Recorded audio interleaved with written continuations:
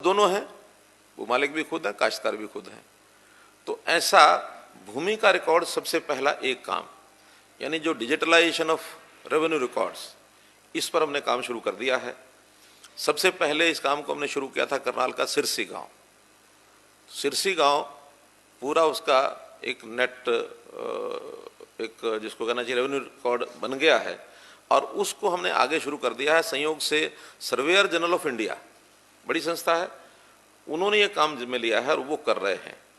और लाल डोरा मुक्त गांव हो, ऐसी योजना हमने बनाई और इसको आगे बढ़ाते हुए अब लगभग 75 गांवों का काम उन्होंने पूरा कर लिया है।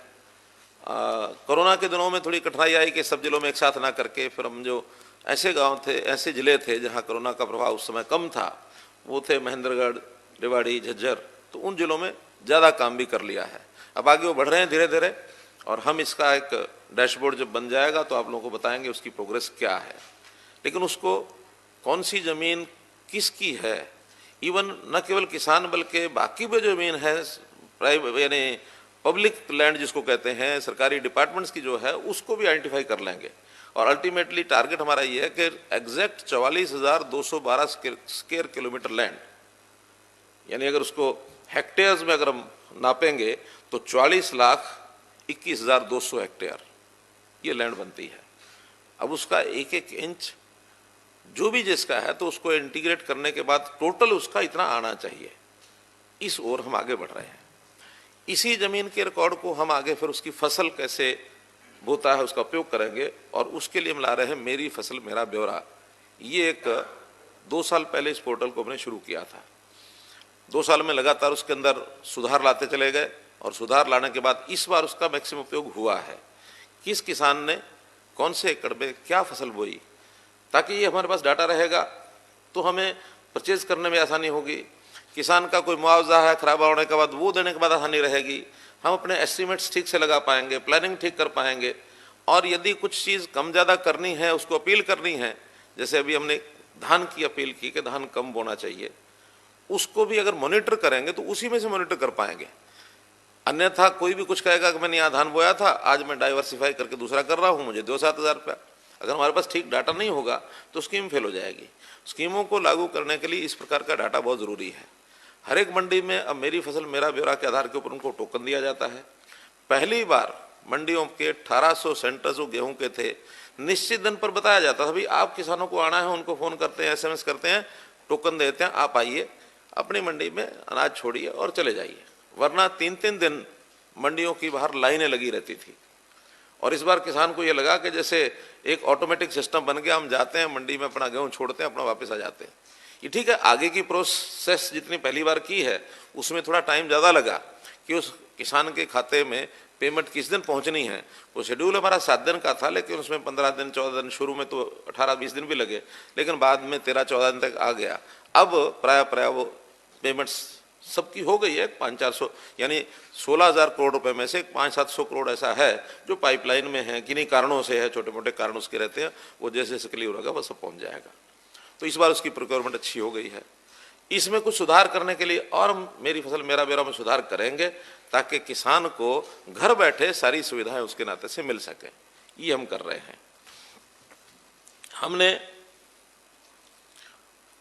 प्रधानमंत्री फसल बीमा योजना, बीमा का भी विषय एक ऐसा उलझन भरा इश्यू बना हुआ है कि पहले बीमा नहीं होता था। प्रधानमंत्री फसल बीमा योजना ने बैंकों के माध्यम से एजेंसियों को हमने उसमें टेंडर दिया, तो बैंकों से पैसे कटते थे। बाद में किसान ने कहा कि नहीं, पैसा जो है हमारा ज़बरदस्ती नहीं कटना चाहिए। हालांकि जो कोई लोन लेता है, नियम ये है कि उस लोन को सिक्योर करने के लिए बैंकिंग एजेंसीज अपना लोन सिक्योर पहले करते हैं कि इसका बीमा जरूर कराओ, कल को कोई नुकसान हो तो बैंक को उसका घाटा ना पड़े। इसलिए वो सब किया जाता था। लेकिन जब ये किसान की मांग आई तो प्रधानमंत्री जी ने घोषणा की थी, ठीक है मैंडेटरी नहीं रहेगा, जिसको कराना है कराए, जिसको नहीं कराना नहीं कराएगा। आज आवाज़ वो उठी, मैंडेटरी कर दिया गया, लेकिन आज किसान वही वो कहता नहीं बीमा करिए, क्योंकि बीमे के बाद उसको पता है कि मुझे 25,000 रुपया प्रति एकड़ मिल जाएगा। नुकसान तो कभी भी कुछ भी हो सकता है, खड़ी फसल बाहर है, और हम सरकार की ओर से सिर्फ 12,000 रुपये देते हैं, 50-50 है। तो इसलिए वो अब 2% दे करके अपना बीमा कराना उसने शुरू किया है। जो बीमा पहले होता था उसी प्रकार का बीमा अब भी हो रहा है। अब लेकिन किसान, बैंक वाले पूछते हैं बीमा कराना है, वो कहता है हाँ कराना है।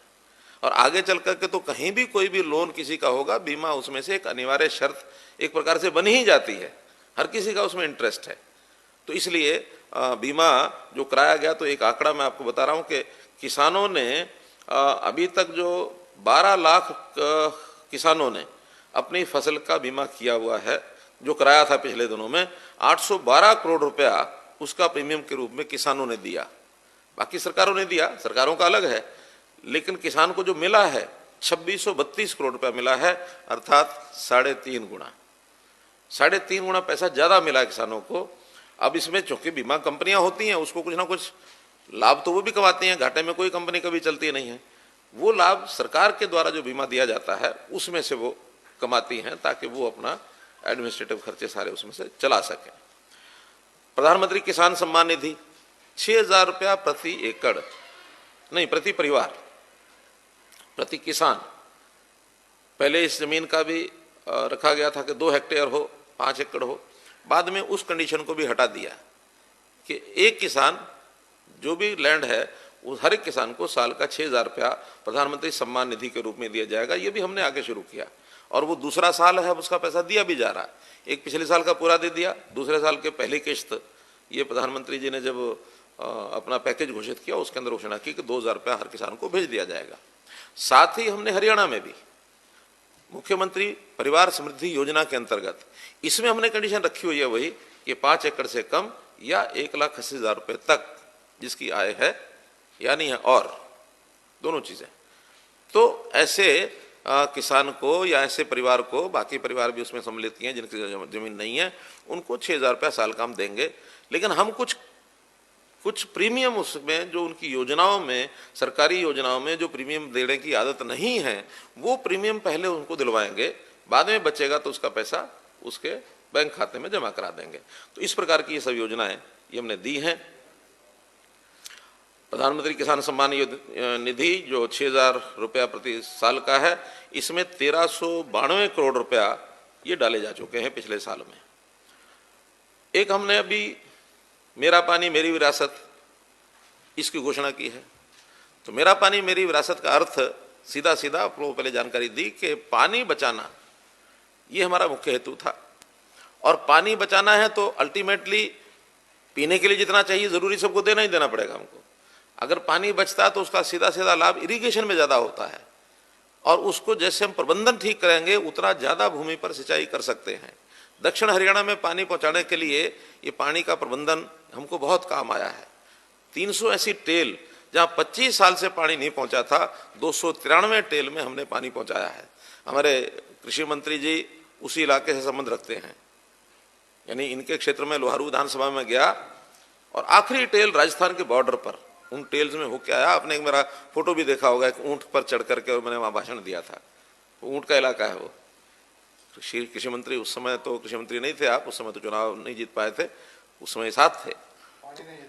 पानी नहीं जिताया, सही बात है। इनका अगर जीत हुई है उसमें उस पानी का बहुत बड़ा योगदान है। आप नांगल चौधरी हमारे विधायक अभय सिंह जी, उनसे पूछ लीजिए। आप सतनाली महेंद्रगढ़ विधानसभा, उनसे पूछ लीजिए। इन सब इलाकों में जहां पानी नहीं पहुंचा था इतने सालों तक, वो हमने पानी पहुंचाया केवल पानी का अच्छा प्रबंधन करके। इसीलिए इस बार ये जो धान की फसल पर पानी ज्यादा लगता है इसको कम करें, उसकी अपील मैंने की। शुरू में इसका विरोध हुआ, और विरोध भी पॉलिटिकल लोगों ने ज्यादा किया, विपक्ष के लोगों ने। कुछ किसान संगठन है जो राजनीति करते रहते हैं, उन्होंने किया कि अगर पानी नहीं मिलेगा, यानी धान नहीं बोएंगे तो क्या खाएंगे। हमने सारा अध्ययन कराया। कुल मिलाकर के एक विषय जो ध्यान में आया, कुछ एरिया बाढ़ग्रस्त एरिया है, पूरे घग्गर के आसपास का इलाका है, तो उसमें गुमथला, ये अपना गुला विधानसभा और इस्माइलाबाद विधानसभा, ये अपने ब्लॉक, आगे रतिया ब्लॉक, ये 3 ब्लॉक ऐसे हैं जहां बाढ़ग्रस्त एरिया ज़्यादा मिला, जिसमें हमको लगा कि हाँ इनको कुछ थोड़ी छूट देनी चाहिए, क्योंकि धान के अलावा कुछ हो नहीं सकता। वहाँ के लिए एक योजना बनाई हमने, रिचार्जिंग योजना, कि पानी बरसात का जब खड़ा होता तो रिचार्जिंग करके ज़मीन में डाला जाए। लगभग 1,000 बोर ये हम लगाने की योजना बना रहे हैं। डिपार्टमेंट ने कुछ अभी 3 ब्लॉक्स की योजना घोषित कर दी है, वहाँ के डाटा उनके पास आ गए, बाकी ब्लॉक की भी घोषणा करेंगे, जिसके अंदर जितना भी खर्च आएगा एक बोर पर, वो 9 इंच उसका घेरे का बोर होगा और वहाँ पानी बरसात का उसमें जाएगा। 1.5 लाख रुपए के लगभग एक बोर पर खर्च होता है, 3 या 4 दिन में तैयार हो जाता है। उसमें से 10% पैसा ये हमने किसान को कहा कि वो लगाए, 90% उसमें सब्सिडी के रूप में कहें वो सरकार लगाएगी और बाद में उस बोर को हैंडओवर करेंगे किसानों को कि अब इसको मेंटेन भी रखना है ताकि आगे भी 3-4 साल 5 साल उसमें रेत ना जाए, मिट्टी ना जाए, बंद ना हो, ताकि अगले सालों में वो काम आ सके। बीच बीच में उसकी मरम्मत की जरूरत पड़ेगी तो फिर करेंगे। पानी का लेवल कुछ इलाकों में, यानी धान वाले इलाकों में कह रहा हूँ, 80 मीटर डाउन भी चला गया है। 81 मीटर, कल एक सिरसा का गांव था उसमें मैंने देखा 81 मीटर डाउन, जो आज से 10-12 साल पहले 50% पर था। जहाँ 40 मीटर था वहाँ 80 मीटर हो गया, जहाँ 20 मीटर था वहाँ 40 मीटर हो गया। इसी स्पीड से अगर पानी नीचे जाता रहा तो आगने वाले 10-12 साल के अंदर हमारे आने वाली पीढ़ी जो ये खेती जो छोड़ के जाएंगे, विरासत दे के जाएंगे बच्चों को, लेकिन सूखी भूमि दे के जाएंगे, रेतीले टीले दे के जाएंगे अगर पानी नहीं दे के जाएंगे तो। इसलिए पानी भी उसमें साथ रहना चाहिए। किसानों को योजना अच्छी पसंद आई है, छोटी मोटी कठिनाइयाँ उनको हमने दूर की हैं। 7,000 रुपया हर एकड़ का उसमें सब्सिडी भी दी है। प्रधानमंत्री फसल बीमा योजना का जो प्रीमियम है वो भी सरकार देगी और उन चीज़ों की प्रोक्योरमेंट भी करेगी। मक्का बोएंगे, दालें बोएंगे, तेल बोएंगे, ऐसी सब चीज़ों की प्रोक्योरमेंट ये सरकार करेगी।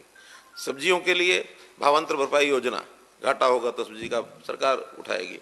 और इसी प्रकार बागवानी, उसके लिए भी हमने 20,000 रुपया क्या है प्रति हेक्टेयर, हाँ 20,000 रुपया प्रति हेक्टेयर ये उनको अनुदान बागवानी के लिए देते हैं। ड्रिप इरिगेशन उसके लिए भी 85% सब्सिडी ये हमने उसके लिए दी है। तो कुल मिलाकर के हम चाहते हैं कि पानी ये कैसे बचे। माइक्रो इरिगेशन के प्रोजेक्ट इसको बढ़ाने के लिए हमने 85% की सब्सिडी दी है कि पानी कम खपत हो। पानी का बाहर से आना है, पानी हमारे यहाँ अपना कोई स्रोत नहीं है। हरियाणा में यमुना है तो भी आधी हमारे पास है, आधी उत्तर प्रदेश के पास है, बाकी नदी हमारे पास नहीं है। एसवाइएल का झगड़ा बीच में पड़ा है, उसके लिए हम लगे हैं, कई बार उसका प्रश्न आ लिया, इसलिए आपको सब उसका क्लियर है मामला कि सुप्रीम कोर्ट एक एग्जीक्यूशन ऑर्डर दे तो वो नहर बननी शुरू होगी। इसी प्रकार 3 प्रोजेक्ट ऐसे थे, लखवार, किसाऊ और रेणुका, ये 40-45 साल से लटके हुए थे। 76 तब के ये इसका जो एमओयू तो नहीं हुआ था, उस समय एक अंडरस्टैंडिंग कोई बनी होगी, उस समय ये शायद कंसीव किए गए होंगे ये प्रोजेक्ट। उस समय के बाद अड़ंगे डले हुए, राजनीतिक अड़ंगे थे। और सबसे पहले शुरुआत कब हुई, मैंने एक दिन हेलीकॉप्टर उठाया, मैं लखवार डैम पर चला गया और जब वहाँ गया तो सब मीडिया के आप मित्रों ने उसको उठाया कि इतना कितना महत्वपूर्ण विषय था कि जो यहाँ से उड़े उसे और लखवार उत्तराखंड में जाकर देखा है। उमा भारती जी ने बुला लिया कि ये क्या है मामला। मैंने कहा आप देखो, निकालो फाइलें निकाली, 40-50 साल से अटका हुआ है। धन्य है उमा भारती और बाद में नितिन गडकरी जिन्होंने फटाफट सब प्रदेशों के मुख्यमंत्रियों को बुला करके 2 के एमओयू हो चुके हैं, केवल एक बाकी बचा है। वो थोड़ा उत्तराखंड और हिमाचल का आपस में कोई बिजली के मामले को लेके विवाद है, वो हल हो जाएगा, वो भी मुझे लगता है। और इन तीनों डैम से 47% पानी वो हरियाणा को मिलने वाला है। हमने हिस्से का जो हमारा पैसा था वो सारा जमा करा दिया है। लखवार पर तो काम शुरू हो गया है, किसाऊ और रेणुका ये भी काम शुरू होने के 2-2.5 साल बाद इसका पानी हमको मिलना शुरू होगा। यमुना में जो आज हमें 3 महीने पानी मिलता है वो हमको 7-8 महीने पानी मिलेगा, तो उस पानी की भी हमें आगे लाभ मिलेगा, भरपाई हो जाएगी। मेरी फसल मेरा पानी मेरी विरासत में हमने किसानों को रजिस्ट्रेशन के लिए कहा था।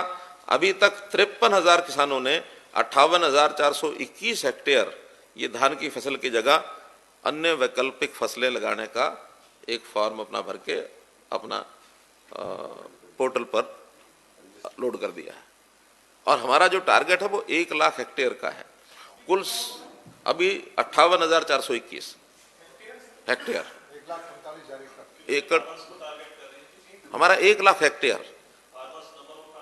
नंबर ऑफ फार्मर्स का हमारे उसमें नहीं है। बड़े फार्मर्स होंगे तो कम नंबर बैठेगा, यानी इसमें नंबर ऑफ फार्मर्स का महत्व नहीं है, महत्व तो इसमें जमीन का है कि कितना एरिया हम कम कर पाए। लगभग 8.5 लाख हेक्टेयर है जिस पर धान होता है, यानी 1 लाख हेक्टेयर का मतलब ये है कि 12% 12.5%। मानो हम 53,000 पर कर रहे हैं, हम तो अपनी सफलता मानते हैं इसमें कि लोगों ने स्वीकार किया। लोग मान रहे हैं कि हाँ पानी हमको बचाना है, हमारी अपील है और एक जबरदस्त अपील है। मैंने उनको कहा, मैंने कहा मेरा इसमें कोई लाभ नहीं है, सरकार का कोई लाभ नहीं है, मुझे तो आपके 15 साल बाद नई पीढ़ी जो जिसको पानी चाहिए उसकी चिंता कर रहा हूं मैं। जैसे हमने बेटी बचाओ बेटी पढ़ाओ का एक प्रकल्प लिया और उसके अंतर्गत सारी दुनिया आज करे कि हरियाणा ने सफलता प्राप्त की, वैसे ही इस विषय को, हालांकि प्रधानमंत्री जी 2 बार मन की बात में इस विषय का उल्लेख कर चुके हैं, लेकिन सफलता इस बार थोड़ी अच्छी मिली है। हम चाहते हैं और आगे भी। एक बार किसानों को अगर शौक लग गया तो धान को छोड़ देंगे।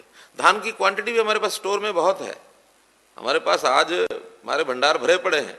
आज भी 4 साल के लिए जितना धान चाहिए वो हमारे पास है। जबकि हमेशा ये एक नियम होता है कि प्रोक्योरमेंट से पहले किसी फसल का 1 साल का भंडार खाने का रहना चाहिए, फिर प्रोक्योरमेंट हो जाएगी, अगले साल उसको खपत कर लो, फिर 1 साल का लास्ट तक बचना चाहिए।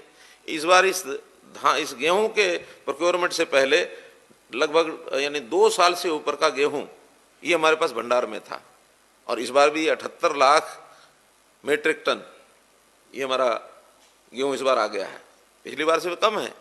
और कारण उसका ये है कि वरना आप बाद में प्रश्न करोगे कम क्यों हुआ, वो बता देता हूँ पहले कि इस बार बाहर के प्रदेशों का क्योंकि लंबा चला, वो कार्यकाल खूब लंबा चला, तो किसानों ने अपनी जो बाहर के प्रदेशों का गेहूं आता था, उत्तर प्रदेश से बहुत बड़ी मात्रा में गेहूं आता था, पंजाब से भी थोड़ा आता था, पंजाब का ही अंबाला पंचकुला मंडियों में तो पंजाब का ही आता था, इस बार वो बहुत कम आया है। और हमने तो चाहा है कि भी हरियाणा प्रदेश का किसान उसकी प्रोक्योरमेंट अच्छी होनी चाहिए। बाहर के किसान की प्रोक्योरमेंट हमको बहुत इंटरेस्टेड नहीं है, बल्कि बाजरा सरसों इसमें तो हमने प्रतिबंध लगाया है, और उसका प्रतिबंध का भी कारण है, उससे हमारा नुकसान होता है। आज हम कोई चीज़ खरीदते हैं, वहाँ सस्ती है, यहाँ वो पूरे रेट में आके बेचेंगे, फिर यही चीज़ हमको मार्केट में बाद में बेचनी पड़ती है, चाहे बाजरा है, चाहे सरसों है, चाहे और जो फसलें हैं जो हम ज़्यादा खरीद करेंगे और वो बेचेंगे तो उसका लॉस बाद में हमको होगा। इस बार सरसों का लॉस इसलिए नहीं होगा क्योंकि सरसों का मार्केट रेट MSP के लगभग बराबर आ गया और आगे जाके ऊपर उठेगा। बाजरे में तो भाव एक हो गया, और बाजरे में तो अभी भी नुकसान होगा। तो ये हमारा तो नुकसान ना हो इसलिए हम प्रयत्न करेंगे कि बाहर के प्रदेशों का नहीं लेंगे, अपने प्रदेश का लेंगे। और अगर बाहर के प्रदेश भी ऐसी ही प्रोक्योरमेंट अपनी करने लग जाएंगे तो वहाँ भी किसान बेचेगा। अभी इस मामले में ना तो राजस्थान उस लेवल पर आया है, ना पंजाब उस लेवल पर आया, और ना ही मैं कहूँगा ना उत्तर प्रदेश आया है। अब उनके यहाँ सिस्टम उतने बने नहीं हैं जितने हमारे मार्केटिंग के अच्छे सिस्टम है बने हुए। तो इसलिए 58,000 हेक्टेयर का जैसे मैंने बताया ये सब किया है। मक्का इस बार लोग ज़्यादा इसलिए भी बोने के लिए आगे आ रहे हैं कि संयोग से MSP जो बढ़ा इस बार, वो मक्का का परसेंटेज ज़्यादा बढ़ा है, 1760 से 1850 हुआ है, और धान कम बढ़ा है, 53 रुपया बढ़ा, सिर्फ वो 90 रुपये बढ़ा, ये 53 रुपया बढ़ा, रेट एक जैसा है। तो मुझे लगता है कि हमारी केंद्र सरकार भी ये चाहती है कि धान की बजाय मक्का, बाजरा, ज्वार या ये फसलें कोर्स ग्रेन जिनको कहते हैं वो ज़्यादा हों। आज मेडिकल साइंस भी कहने लग गई है कि कोर्स ग्रेन जो है वो शरीर के लिए अच्छा है। अब तो लोग मिक्स करके भी आटा खाने लग गए हैं ज़्यादा, तो ये उस ओर हम आगे बढ़ रहे हैं। सूरजमुखी का भी हम लोग प्रोक्योरमेंट कर रहे हैं, अभी शुरू हुआ 5 तारीख से ही, और ये भी हम पूरा करेंगे। सरसों भी 8 लाख मीट्रिक टन ये हमारी खरीद हो गई है, लगभग 3,500 करोड़ रुपए, वो भी हमने दे दिया है पैसा। मंडियां हमारी जैसे मैंने बताया कि इस बार मंडियां भी हमने 4 गुना मंडियां कर दी थी। चना जो है वो भी 14 मंडियों में खरीदना शुरू हो चुका है। इसमें भी खरीद जो है, क्योंकि चना उतना ज़्यादा नहीं होता है तो इसलिए हर ज़िले में 2-3 मंडियां ऐसी शुरू की हैं। 6 ज़िलों में 14 मंडियां हैं, उनमें सब में गेहूँ आ रहा है और सब बिक रहा है। गेहूँ का रेट, चने का रेट भी मार्केट में MSP के बराबर ही है, इसलिए बहुत ज़्यादा मात्रा उसकी नहीं आएगी। मूंग भी जो है वो खरीदी गई है 3,752 मीट्रिक टन। इसी प्रकार एक विषय रिचार्जिंग ऑफ वाटर, जैसे मैंने बताया कि 1000 हम बोरिंग जो लगा रहे हैं उस पर ये खर्च आएगा। केंद्र सरकार की योजना है अटल भूजल योजना, जो घोषित की है अभी, उसकी रूल्स वगैरह तो भी बन के आने वाले हैं, तो भी 734 करोड़ रुपए की योजना ये हमारी 3 साल के लिए है। तो इस योजना के माध्यम से भी जमीन में पानी कैसे ज्यादा जाए इसका हम लोग प्रयोग कर रहे हैं। जल परीक्षण की प्रयोगशालाएं ये हमने बढ़ाई हैं, यानी 34 से बढ़ाकर अभी पिछले कार्यकाल में 111 ये हमने जल परीक्षण प्रयोगशालाएं, ताकि जल की क्वालिटी क्या है इसकी टेस्टिंग ठीक हो सके। किसान को हर प्रकार की सुविधा देना ये हमारा इसमें काम है। ब्लॉक्स के अंदर कस्टम हायरिंग सेंटर्स ये बनाए हैं। कुछ मशीनरी ऐसी है कि हर किसान खरीद नहीं सकता, उसको वहां पर किराए पर चीजें मिल जाए, तो ऐसे किसानों के समूह मिल करके कस्टम हायरिंग सेंटर ये अगर बनाते हैं तो इनको हम 80% की सब्सिडी देते हैं उस मशीनरी पर।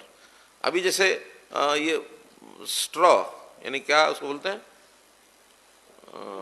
पराली, इस पराली का जैसे पिछले 2 साल के अंदर जितना ये रहा शोर के भी इसको मत जलाए, इसको उपयोग करें, तो उस पराली के प्रबंधन के लिए जो इस प्रकार की मशीनरी है उसको खरीदने के लिए हमने 80% राशि दी।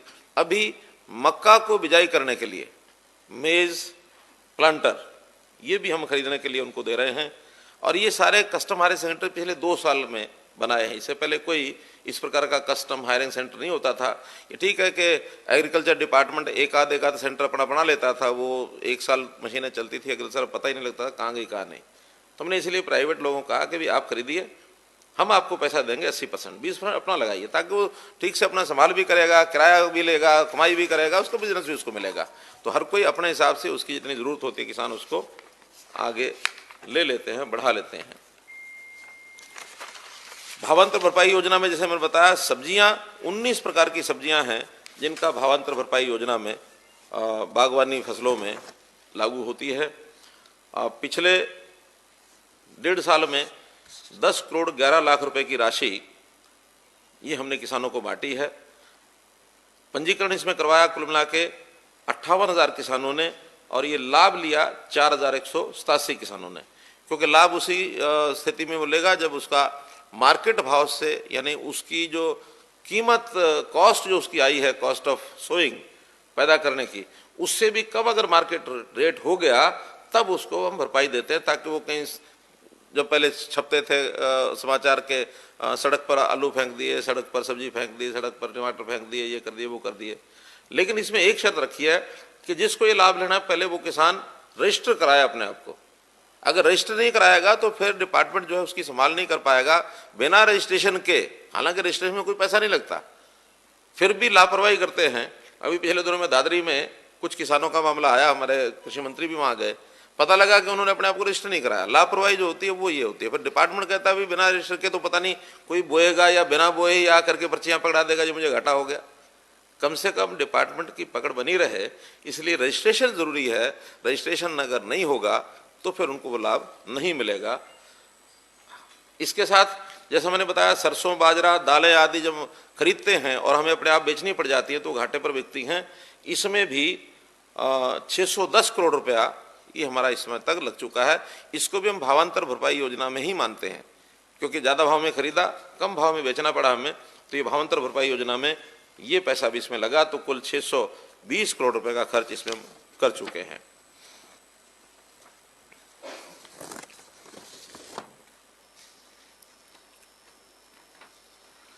मेरा पानी मेरी विरासत में एक विषय और जो आया है कि अभी हमने एक छोटी शर्त लगाई थी कि जो 50% से कम फसल अपनी बदलेगा उसको हम उसका लाभ नहीं देंगे, इसका 7,000 रुपए का। लेकिन अब हमने तय किया कि जो एरिया फ्लडी एरिया है, ये जो गांव फ्लडी गांव हैं, उन गांव में यदि वो 50% की शर्त नहीं भी पूरी करता तो जितना छोड़ देगा उस सारे को 7,000 रुपये दे देंगे। क्योंकि उसकी मजबूरी है कि वो फ्लडी एरिया में जहाँ धान के अलावा कुछ और होता नहीं है, प्रयोग कई कर सकते हैं, बागवानी कर सकते हैं, वहाँ बागवानी हो सकती है, या खाली छोड़ करके बाद में 2 महीने बाद उसमें मक्के की जो चरी है, उसकी जो मक्के की चारा, उसके लिए कच्ची मक्की काट करके वो बिक्री हो सकती है, वो भी कर सकता है। लेकिन वो चाहे खाली छोड़े, चाहे वो करे, चाहे बागवानी लगाए, उन सबको हम 7,000 रुपया एकड़, अगर कम भी है 50% से, उसने विकल्प अगर लिया है तो भी उनको देंगे। ये एक चीज हमने नहीं आज विचार किया है। जितने हमारे कार्यक्रम हैं, इन सब कार्यक्रमों के माध्यम से हेतु हमारा एक ही है कि प्रधानमंत्री जी की जो सोच है 2022 तक किसान की फसल दुगनी होनी चाहिए, किसान की आय ये दुगनी होनी चाहिए। अब वो सारा डाटा तो इकट्ठा करने पर ही पता लगेगा, एकदम इसको फुल प्रूफ सिस्टम से हम नाप पाएंगे कि नहीं नाप पाएंगे। लेकिन इन जनरल अगर 5 साल पहले 2017 के अंदर ये हमने टारगेट लिया था, तो आने वाले 5 साल में 17 से 22 में उस समय के आंकड़े क्या थे और 22 में आंकड़े क्या होंगे, तो किसान की आय डबल कैसे हो। एक बात तो उसमें हो गई कि एमएसपी तय करते समय तय हमेशा ध्यान रखा जाता है किसी भी फसल की कॉस्ट का कम से कम 50% लाभ उसको जरूर मिलना चाहिए, जो पहले ध्यान नहीं रखा जाता था। इस बार 50% से लेकर और 83% तक ये लाभांश ये किसानों को दिया गया। तो इस प्रकार से ये सब हमने किया है। ई खरीद का मैंने बता ही दिया आपको कि कुल मिलाकर के 16,000 करोड़ रुपए में से कोई 480 करोड़ रुपया अभी जो किन्हीं कारणों से रुका हुआ है, जिसमें टेक्निकल बातें हैं, वो धीरे धीरे एक एक करके ठीक होती जाएंगे, तो उनको रिलीज करते जाएंगे। किसानों को जो हमने पैसा पहुंचाया था उसमें से हमने उनको दिया था 12,195 करोड़ रुपया।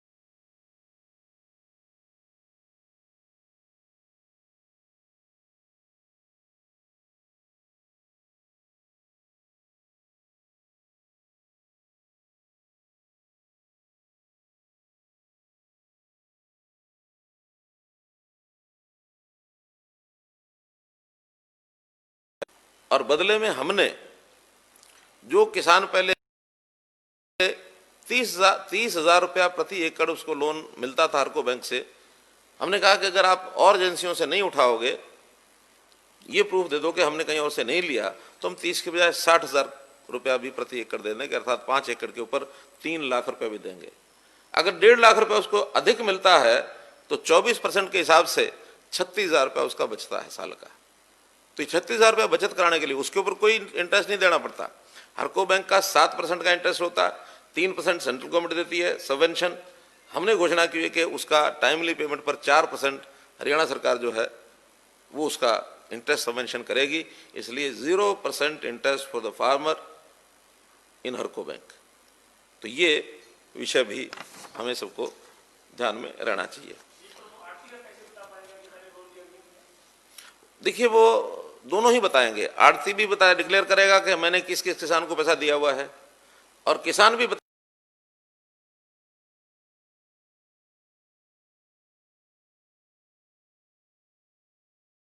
कि मैंने पैसा किस किस से लिया हुआ है। दोनों का डिफरेंस अब आने की जरूरत इसलिए नहीं है कि इस बार पोर्टल पर हमने उससे कंसेंट फॉर्म भरवा लिया कि कितना पैसा आड़ती को किसान ने देना है, वो इस बार कंसेंट पर आया है। तो इस बार पेमेंट करते समय कंसेंट दी है, अगली बार मान लो लोन देंगे तो लोन के समय कंसेंट उनके दोनों की लेंगे कि आप अपने आड़ती से, आड़तियों का पता है कौन किसान किस आड़ती के साथ जुड़ा हुआ है, ये डाटा है हमारे पास पूरा। वो मेरी फसल मेरा ब्यौरा में सारा हमने पंजीकृत कर रखा है। तो अपने आड़ती से लिखाएगा कि मैंने इतना पैसा किसान से लेना है। तो थोड़ा थोड़ा थोड़ा एक बार पूरा कर लें, बात पूरी कर लें। हाँ, बात पूरी कर लें। एक इसके साथ विषय में और जो बहुत महत्वपूर्ण जोड़ने जा रहा हूं कि हम वैसे तो पूरे हरियाणा समाज के हर परिवार के लिए हम सोच रहे हैं, लेकिन किसानों के लिए विशेष तौर पर हर किसान परिवार, उसके साथ कोई ना कोई एक व्यक्ति, जिम्मेवार व्यक्ति, वॉलंटियर, प्रोग्रेसिव फार्मर, चाहे सरकारी अधिकारी, चाहे गांव का कोई आदमी, ऐसा उसके साथ जुड़ा रहे और उस किसान परिवार की आर्थिक स्थिति क्या है, उसका प्रबंधन क्या है, उसको कोई सलाह देने वाला। फॉर्मली एग्रीकल्चर डिपार्टमेंट के पेपर्स में तो सब है कि हम किसानों की सब सहायता करेंगे, उसको क्या चाहिए वो बताएंगे, उसको सलाह भी देंगे, उसको परामर्श भी देंगे, हमारे ऑफिस सब कुछ बने हुए हैं।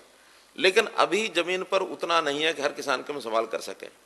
तो किसान की कमाई अच्छी होने के बाद भी उस किसान को संभालने वाला कोई नहीं है कि मैं ठीक से अपने इनकम का खर्च कहाँ करूं, और फाइनेंशियल मैनेजमेंट उसकी कैसे हो, या वो बिजाई करता है तो किस चीज़ की बिजाई करने से उसको लाभ होगा, या 10 प्रकार के किसान की कोई परामर्श नाते से सहायता हो सकती है। तो हमने विचार किया है कि आने वाले वर्ष में हम एक योजना बनाएंगे, किसान मित्र क्लब। अभी तक किसान क्लब बने हुए हैं लेकिन वो एक प्रकार से डिफंक्ट टाइप हैं, कोई बहुत बढ़िया काम नहीं कर रहे। हम उसी को एक रेनोवेट करके उसका एक स्वरूप खड़ा करेंगे, किसान मित्र क्लब, ताकि जितने भी किसानों के साथ जुड़े हुए लोग हैं, मेनली तो उसमें प्रोग्रेसिव किसान हैं, बहुत बड़ी संख्या में हैं जो अच्छी खेती करते हैं। अब उन्होंने कहा कि भी आप अच्छी खेती करते हो, अपने जैसे और 50 लोग क्यों नहीं बनाते हो? स्कीमें बनाएंगे कि जो अपने जैसे अच्छे किसान खड़ा करेगा तो उसको भी लाभ देंगे, जो उस प्रकार का किसान उस लेवल का आएगा उसको भी अलग लाभ देंगे, लेकिन जो अच्छा करेगा उसको जल्दी अच्छा बनाएंगे, और जो ज़्यादा जल्दी अच्छा नहीं करेगा उसको धीरे धीरे अच्छा बनाएंगे। अच्छा हम सबको बनाएंगे। तो इसलिए किसान को संभालने के लिए प्रति 100 किसान एक उसका किसान मित्र, एक रफ आइडिया जो मैंने बताया है, अर्थात 17 लाख किसानों के ऊपर 17,000 किसान मित्र।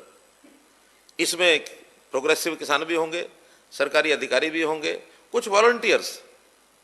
वो वॉलंटियर्स खेती जानते होंगे तो अच्छी बात है, नहीं भी जानते होंगे कम से कम फाइनेंशियल मैनेजमेंट तो लोगों का बता ही सकते हैं। बड़े बुजुर्ग तो बहुत ही अच्छे फार्मूले जानते हैं इसमें। तो ऐसे हम किसान मित्र क्लब, ये एक योजना बनाने का विचार कर रहे हैं, जिसके अंदर इन किसानों का लाभ हो सके, उनको भलाई इनकी हो सके। तो ये एक योजना भी आपके सामने मुझे रखनी थी। किसान हमारा गन्ने का किसान अपने गन्ने को किसान शुगर मिलों में लेके जाता है। हमारे यहाँ 11 शुगर मिलें हैं कोऑपरेटिव और 3 शुगर मिलें हैं प्राइवेट, 14 हैं। हरियाणा में गन्ने का रेट सर्वाधिक है पूरे देश में, और आज नहीं है, कई वर्षों से लगातार हम इसको मेंटेन रखे हुए हैं कि अगर रेट बढ़ता है तो हरियाणा भी आगे रेट बढ़ा करके सर्वाधिक रखता ही रखता है। किसान गन्ने की अच्छी फसल बोता है, लेकिन जितनी पैदावार होती है उसके हिसाब से कैपेसिटी हमारी कम है, कई वर्षों तक कैपेसिटी नहीं बढ़ा पाए। तो हम सभी मिलों की कैपेसिटी ये बढ़ाने का हमने टारगेट लिया है। अभी तक सोनीपत और पलवल 2 मिलों में उनकी कैपेसिटी लगभग 900 TCD ये पिछले 5 साल में हमने बढ़ाई है, लेकिन उससे हमें संतोष नहीं है। अब इस समय 5 मिलों पर और काम चल रहा है, पानीपत, करनाल, पलवल और जींद।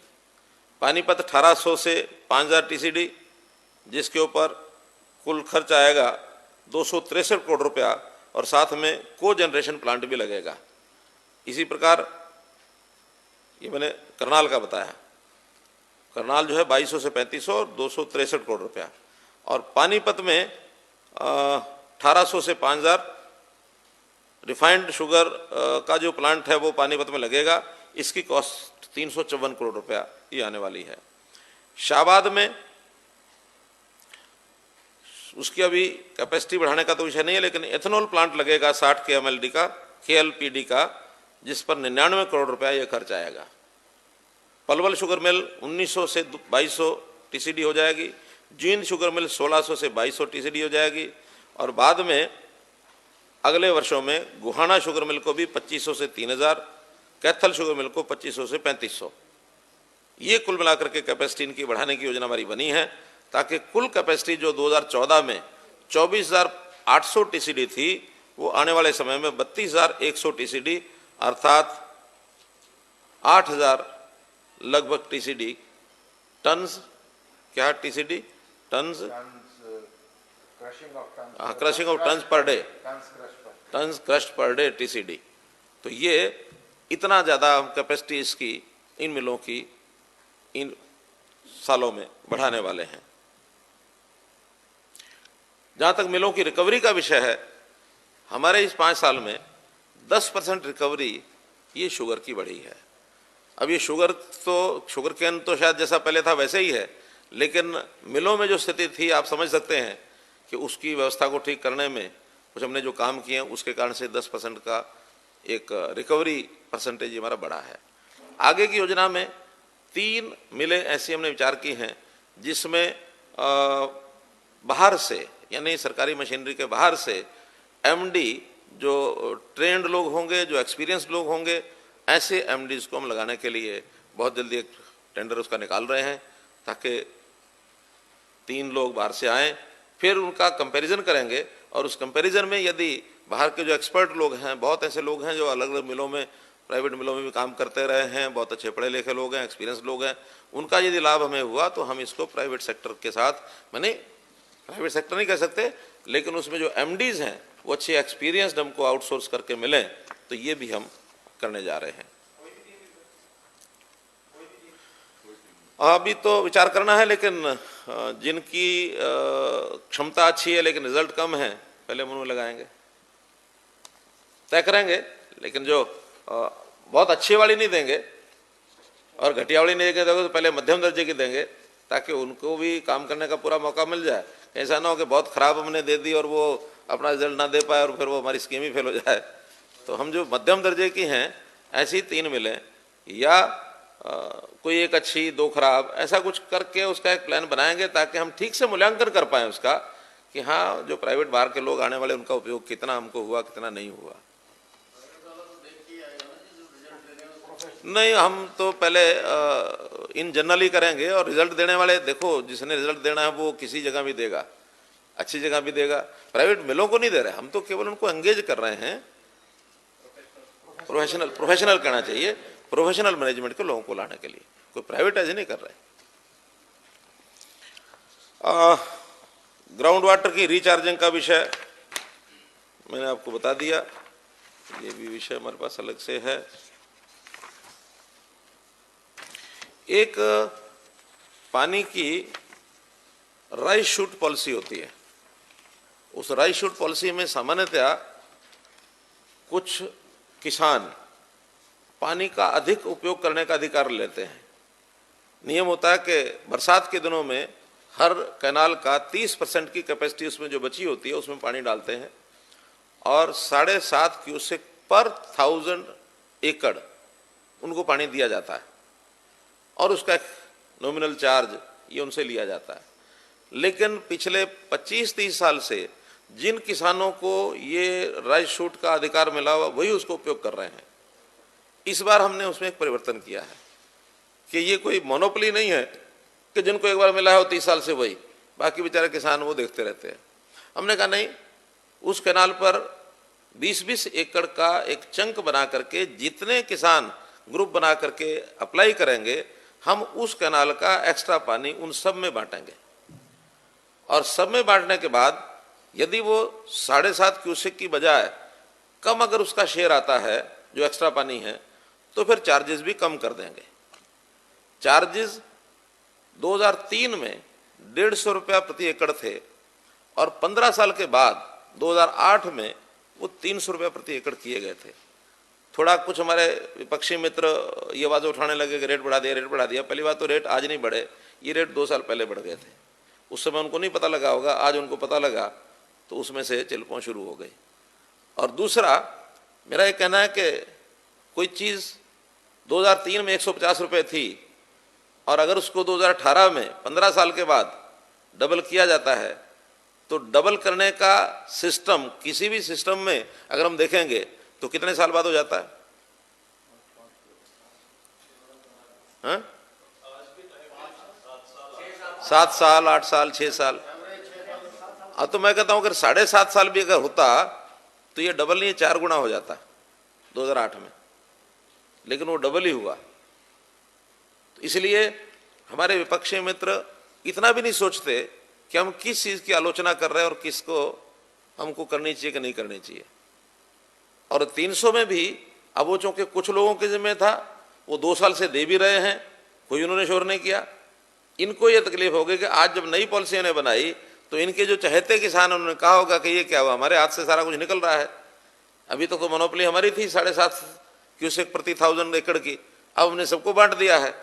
तो हमने उस मोनोपोली को तोड़ करके सबका राइट क्रिएट कर दिया कि जो किसान इसमें अप्लाई करेगा उस कैनाल के ऊपर जो एक्स्ट्रा पानी है वो सब में बटेगा। और साथ में ये भी कह दिया कि सब किसान मिलकर ये तय करते हैं कि कोई भी अप्लाई नहीं करेगा तो हम सब किसानों में फ्री में बराबर बांट देंगे। फिर सब किसानों को बराबर बांट देंगे, वो 30% एक्स्ट्रा पानी, कोई पैसा भी नहीं लेंगे। लेकिन अगर प्राथमिकता से कुछ लोग लेना चाहते हैं, बाकियों को नहीं देना चाहते, तो फिर उनसे 7.5 क्यूसेक 300 रुपया एकड़ कम अगर देंगे उस हिस्से के हिसाब से, तो फिर उस हिसाब से रेट कम कर देंगे, 250, 200, 150, 100 जितना भी। तो ये एक इसमें नई पॉलिसी हमने राइस शूट पॉलिसी बनाई है और इसको आज ही लागू कर रहे हैं। 20 जून से इसकी एप्लीकेशन मांगी गई है। 20 जून के बाद 30 जून तक इसकी सब एप्लीकेशन आएंगी, उसके बाद इसका डिस्ट्रीब्यूशन हो जाएगा। पानी के लिए जो पिछले 5 साल में हमने योजनाएं बनाई, बाकी मैंने बताई है। अब मैं कैनाल सिस्टम को मजबूत करने के लिए सिस्टम बता रहा हूं कि हरियाणा की हिस्ट्री का सबसे बड़ा प्रोजेक्ट हमने इन 5 साल में बनाया और वो है WJC का जितना भी नेटवर्क है उसको 2200 करोड़ रुपया लगा करके उसको रेनोवेट करने का। 5 फेज उसके बनाए थे। उस 5 फेज में से 2 फेज पूरे हो गए हैं। एक तो WJC मेन ब्रांच और WJC मेन लाइन लोअर, ये दोनों कंप्लीट हो गए हैं। आगे जो फेज है ऑगमेंटेशन कनाल और PDB पैरेलल दिल्ली ब्रांच जो जिसका नाम है WJC मुणक टू खुबड़ू, मुणक टू खुबड़ू, ये जल्दी शुरू होने वाला है। तो इस सारे प्रोजेक्ट का 5 फेज को पूरे करने का टाइम 2022 है। और ये यदि पूरा हो जाता है, यदि का पूरा होना ही है 2022 तक, तो इसका पूरा होने पर पानी 17,500 क्यूसेक जो अभी तक हमारा मिलता था वो 23,580 क्यूसेक पानी ये हो जाएगा, अर्थात 6,000 क्यूसेक पानी ये WJC में जब भी आएगा पानी पीछे से वो उसमें से बढ़ जाएगा। बरसात के दिनों में क्योंकि पानी अभी भी हमारे पास पीछे होता है, कई बार हमको गेट्स बंद करने पड़ते हैं और वो सारा फैलता है। जब 6 लाख क्यूसेक भी पानी होता है, 5 लाख क्यूसेक भी पानी होता है, लेकिन जब हमारे पास कैपेसिटी बन जाएगी तो 6,000 क्यूसेक और भी पानी इसमें अतिरिक्त हम उन दिनों में ले पाएंगे। और इसके बाद जब लखवार डैम और जैसे मैंने बताया किसाऊ रेणुका वो जब बनते हैं तो वो भी एक्स्ट्रा पानी जब छोड़ेंगे तो 6,000 क्यूसेक लगातार ये पानी में आगे दे पाएंगे। इसका लाभ 7 डिस्ट्रिक्ट्स में होगा, इंक्लूडिंग जींद, हिसार और सर्दर्न हरियाणा के डिस्ट्रिक्ट्स। जहां दक्षिण हरियाणा में पानी कम जाता है उन सब जिलों में इसका 6,000 क्यूसेक का ये हमको लाभ होगा।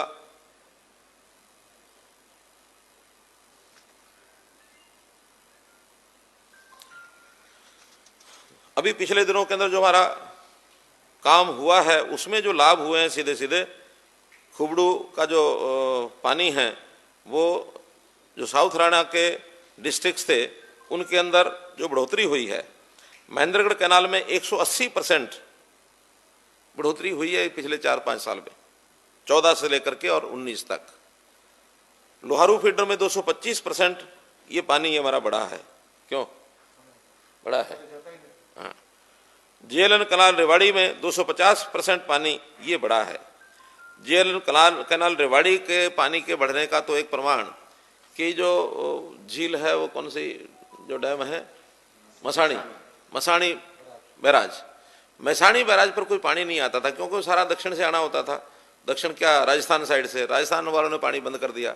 हमने ये जो रेवाड़ी जो चैनल है इस कैनाल का पानी जो हमारे पास एक्स्ट्रा बरसात का आता था उसमें डालना शुरू किया और रेवाड़ी जिले में 10 फुट पानी, 10 से 30 फुट तक, बल्कि कुछ इलाकों में 10 फुट से 30 फुट तक ये पानी लेवल उसका ऊपर उठा, रिचार्जिंग हुई है। तो ये उसके किसानों को सीधा सीधा इसका लाभ हुआ। मेवात के लोग भी इस पानी के कारण से बहुत प्रसन्न है कि हमें कम से कम इन 5 सालों में जितना पानी मिला हमने कभी अपेक्षा नहीं की थी कि इतना पानी हमको मिलेगा। तो ये पानी उधर ये मिला है। टेल्स का मैंने आपको बता ही दिया कि 300 टेल्स पर पानी हमारा पहुंचा। ये जो राइस शूट पॉलिसी मैंने बताई, इसमें अभी तक 12,000 किसानों को लाभ होता था 1 लाख एकड़, अर्थात 8 एकड़ प्रति किसान अगर मैं कहूँ तो सब बड़े किसान वो इसका लाभ उठाते थे। अब 8 एवरेज है तो किसी का 6 होता था, किसी का 15 एकड़ भी होता होगा। हमारे यहाँ एवरेज तो 3 या 4 एकड़ ही है किसान की। अगर हम इसको ओपन करेंगे तो छोटे किसान भी इसमें लाभ ले पाएंगे। इसलिए हमारे जो कांग्रेसी मित्रों की तकलीफ होना बड़ा स्वाभाविक है, क्योंकि उनके संबंध जहाँ हैं वहाँ हैं। हम आम किसान से अपना संबंध जोड़ना चाहते हैं, इसलिए इस पॉलिसी को हमने बदला है। किसान का मित्र पशु भी है। पशु उसकी आजीविका का एक अभिन्न अंग है। पशुओं के लिए भी एक विशेष योजना मैंने बनाई और वो है पशुधन क्रेडिट कार्ड। जैसे किसान क्रेडिट कार्ड है, इस आधार पर केंद्र सरकार की ओर से योजना बनाई गई है कि पशुधन क्रेडिट कार्ड, इसमें भी लोन ले सकता है व्यक्ति कितने पशु उसने रखे हुए हैं, गाय बकरी से लेके भैंस तक, गाय यानी बकरी भेड़, इसमें मछली भी है, हाँ मुर्गी मछली ये भी है। तो इनके ऊपर भी उसका एक स्टैंडर्डाइजेशन उसकी की है कि कितना लोन उनको मिल सकता है। 1,60,000 रुपया लोन तक कोई भी कोलेट्रल नहीं होगा और इस पर भी इंटरेस्ट 7%, 3% सेंट्रल गवर्नमेंट का सबवेंशन और 4% हरियाणा सरकार उसमें सबवेंशन करेगी, अर्थात 0% लोन। तो 0% पर पशुधन क्रेडिट कार्ड, इसकी भी योजना बनाई गई है और इसका भी लाभ हमारे किसानों को जो पशु रखते हैं या जो पशु नहीं रखते, जो किसान खेती नहीं करते, ऐसे लोग भी जो पशु रखते हैं उनको भी इसका लाभ वो ले सकते हैं। इसलिए इस कार्ड का नाम ही पशुधन क्रेडिट कार्ड ये रखा गया है। ये लॉन्च शायद कर भी दिया है। 100 बेनिफिशरीज के 400 हुए हैं, 4,000 हो गए हैं और 4,000 हो गए हैं। इसकी फाइनल जो योजना है ये भी 3-4 दिन पहले हमने बनाई हुई है और बहुत जल्दी इसको मास स्केल के ऊपर इसको लॉन्च करेंगे। इसके फार्म भरवाएंगे और हमारे कितने लाख का टारगेट है? टारगेट ऑफ किसान पशुधन क्रेडिट कार्ड 4,32,000। अच्छा, सेंटर ने हमको दिया है 4,32,000 का, लेकिन हमने 7 लाख 8 लाख तक पहुंचे ये हमने विचार किया है। अब सेंटर की स्कीम भी उसमें कुल मिला करके कई बार योजना वो देते हैं, हम अगर ज़्यादा उसका लाभ उठाएंगे तो ट्रांसफरेबल होती हैं योजनाएं। किसी प्रदेश ने अगर कम उठाया हो तो हमें डाइवर्ट वो कर देंगे। ऐसी सेंटर की स्कीमें हमेशा ट्रांसफरेबल होती हैं। तो उन्होंने अभी फर्स्ट फेज में हमारा जो कोटा 4,32,000 का रखा है, लेकिन हमने अपना टारगेट जो है 8 लाख पशुधन क्रेडिट कार्ड का ये रखा है।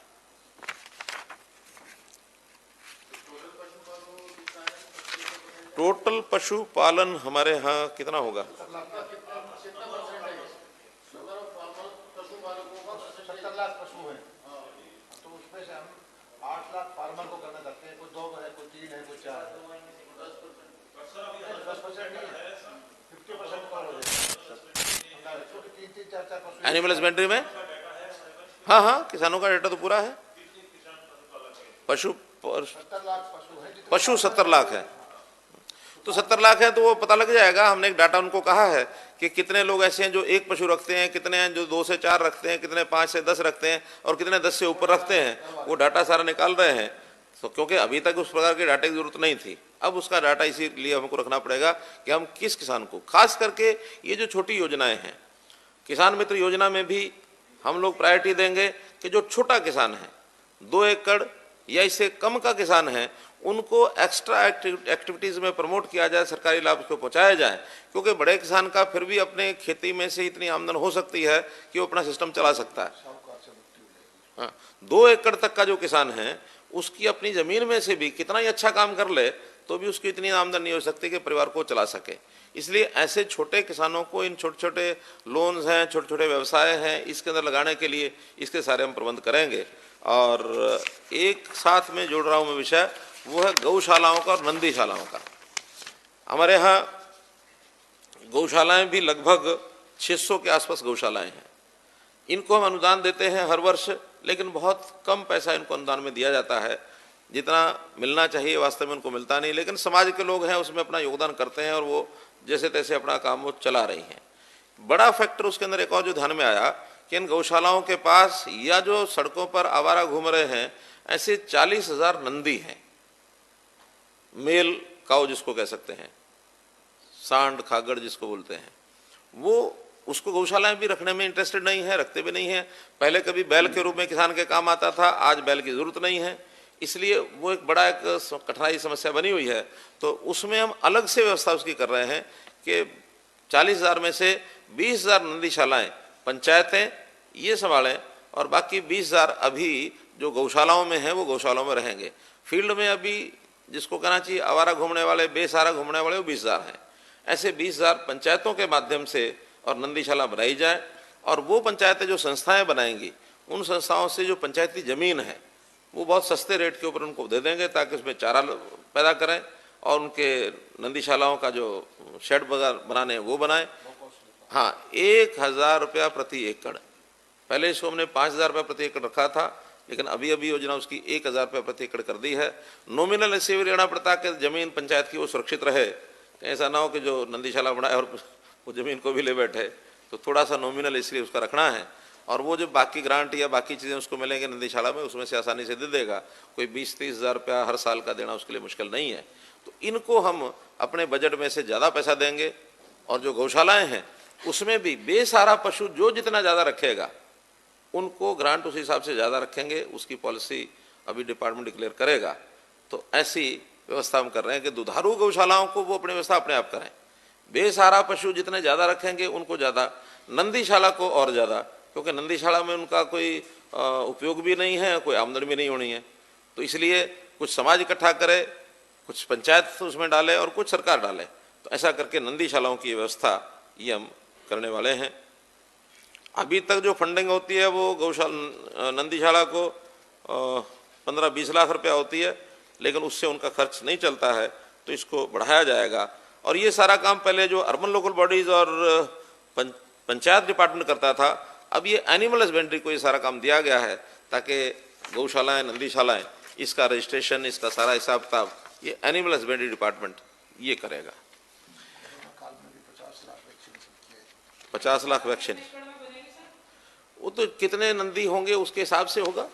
वो तो कितने नंदी वहाँ उस गांव में, इलाके में, ज़मीन की कमी नहीं है, हमारे पास ज़मीन पर्याप्त है जो इसकी गोचरांद की है, पंचायती ज़मीनों की कमी नहीं है। तो आपका काऊ कमीशन है वो उसका कंट्रोल नहीं रहेगा इस पे?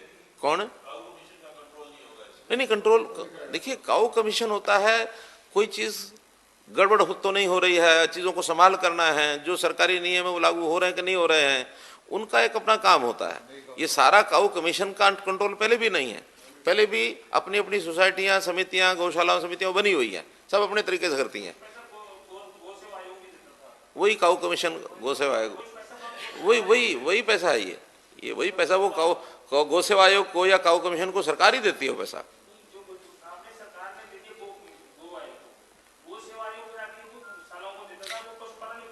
पशुपालन विभाग गौ सेवा के साथ मिल करके प्लानिंग करेंगे और पहले डिस्क्रिशनरी होता था, किसी को कितना दे दिया, किसी को डिस्क्रिशनरी नहीं रहेगा। अब नंबर ऑफ एनिमल्स उसके हिसाब से उसका फार्मूला बनेगा, उस फार्मूले से पहुंचाएंगे और उसके अकाउंट में पहुंचेगा। वो किसने दिया, किसके थ्रू गया, ये विषय नहीं है। लेकिन जो सरकारी साधन जा रहे हैं वो भी समाज के साधनों से भी कम से कम इन गौशालाओं की या नंदीशालाओं की व्यवस्था ठीक है, वहाँ कोई गड़बड़ नहीं हो रही है, तो ये काम मुख्य रूप से गौ सेवा आयोग के पास रहेगा। बना है उनका वो सारा सिस्टम, वो बता देंगे सब। गो घोटू और गलघोटू बीमारी से और मुंह खुर की बीमारी, दो बीमारियां होती हैं, एक मुंह खुर होता है, गलघोटू होता है। तो ऐसी दोनों बीमारियों से हरियाणा मुक्त हो गया है, पहला स्टेट हरियाणा है जो इन बीमारियों से मुक्त हुआ है पूरे देश में। वो डिक्लेयर कर दिया है। नहीं डिक्लेयर है, कोई बीमारी नहीं। पिछले वैक्सीनेशन हरियाणा ने की है। नहीं, ये किसने, देश ने डिक्लेयर किया है कि हमने किया है? नहीं, हम कर रहे हैं कि हमारे हरियाणा में कोई बीमारी नहीं। मुफ्त वैक्सीनेशन दे रहे थे, हमने 50 लाख वैक्सीनेशन की है पूरे। उनका विषय दूसरा है कि डिपार्टमेंट की ओर से ये घोषित हो चुका है क्या? ठीक है, ऑफिशियल एक प्रेस नोट डिपार्टमेंट की ओर से आपको मिलेगा। अब मानो कोई बात आप लिख डालो तो फिर बाद में दिक्कत हो। नहीं, संस्था की नहीं होती तो होगी तो सरकार की होगी, इसमें संस्था क्या करेगी? देश में पहला प्रदेश है जहां मुंह खुर की बीमारी नहीं है। वैसा नुकसान मुंह खुर की बीमारी से बहुत सारे पशु मर जाते थे। वैक्सीन आई हमारे यहाँ और वही वैक्सीन मोदी जी ने जो 20 लाख के पैकेज में कहा है कि पूरे देश में लागू करो। चलिए, अब किसान से जुड़े हुए पावर डिपार्टमेंट के इश्यूज, उसमें मुख्य रूप से तो ट्यूबवेल की बात है। ट्यूबवेल्स हमारे यहाँ 80,000 ट्यूबवेल्स के कनेक्शन की एप्लीकेशन है, लेकिन उसमें अलग अलग इलाके हैं, कुछ प्रेफर्ड इलाके हैं और कुछ अनप्रेफर्ड हैं। अनप्रेफर्ड में तो हम जल्दी कनेक्शन देने वाले नहीं हैं, जहाँ पानी बहुत नीचे चला गया, जहाँ की मोटर्स की आवश्यकता 50 हार्स पावर से भी ऊपर है, तो इन सब चीज़ों को तो हम रोक रहे हैं। लेकिन जिन गाँव के अंदर हम ये देने वाले हैं बिजली के कनेक्शन, उसमें अभी जो 12,075 किसानों ने एनर्जी एफिशिएंट मोटर्स, जो 5 स्टार मोटर्स की हमने एक योजना बनाई थी, उसके लिए पैसे जमा कराए थे। 9,000 उसमें से ऐसे हैं जिन्होंने लाइन का खर्चा भी जमा करा दिया था। लेकिन बाद में इसमें से ध्यान में आया कि कुछ एरिया ऐसा है जहाँ 5 स्टार की वैसी ज़रूरत नहीं है, पानी बहुत ऊंचा है और वहाँ पर ये जो मोनोब्लॉक मोटर है ये लग सकती है। ऐसा सर्वे करने के बाद 1227 ऐसे हैं जिनको 5 स्टार की ज़रूरत में नहीं थी। उनको हमने कहा कि भी आप अपनी मोटर मोनोब्लॉक की आप मंगवा लीजिए और इस पर 5 स्टार की हमको ज़रूरत नहीं है। शेष 5 स्टार का जो ऑर्डर हमने दिया था उसमें एक कठिनाई क्या है कि जो डिपार्टमेंट ऑफ पावर है सेंट्रल गवर्नमेंट, उन्होंने 5 स्टार की डेफिनेशन बदल दी। तो जो पहले 5 स्टार होती थी उसको उन्होंने 3 स्टार डिक्लेयर कर दिया और नई 5 स्टार की एक आएगी अभी, वो भी पैरामीटर उसके बन के स्पेसिफिकेशन उसकी आई नहीं है। वो स्पेसिफिकेशन जैसे आएगी दोबारा से 5 स्टार का एक नया सर्कुलर निकाल करके हम उसको भी पूरा करेंगे। लेकिन अभी जो पहले वाली 5 star, so called 5 star now 3 star, वो मोटर हमारे पास जो आई 4,868, जिसमें से कुछ कनेक्शन आधे लगभग जारी हो चुके हैं, आधे 30 जून तक ये पूरे हो जाएंगे 4,868, और जो 1227 मोनोब्लॉक हैं वो भी लग जाएंगे। अर्थात 6,000 किसानों को ये मोटरों का काम 30 जून तक ये पूरा हो जाएगा।